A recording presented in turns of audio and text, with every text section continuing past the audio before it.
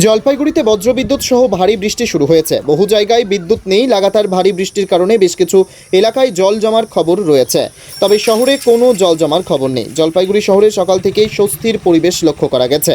এদিন রাত থেকেই বজ্রবিদ্যুৎ সহ হালকা বৃষ্টি হয়েছে। এর ফলে উত্তরের জেলাগুলোর মধ্যে জলপাইগুড়ি জেলাতেও কিছুটা হলেও ঠান্ডার পরিবেশ তৈরি হয়েছে।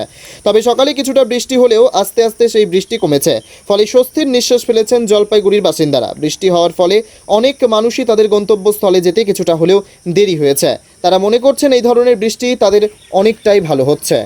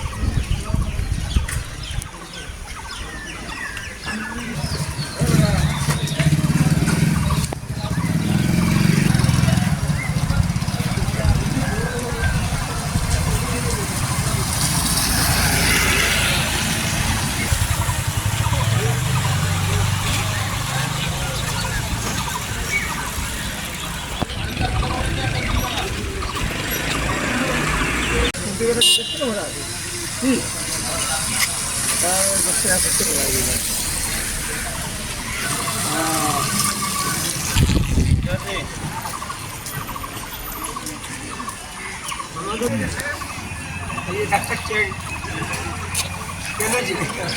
বৃষ্টির জন্য ডাক্তার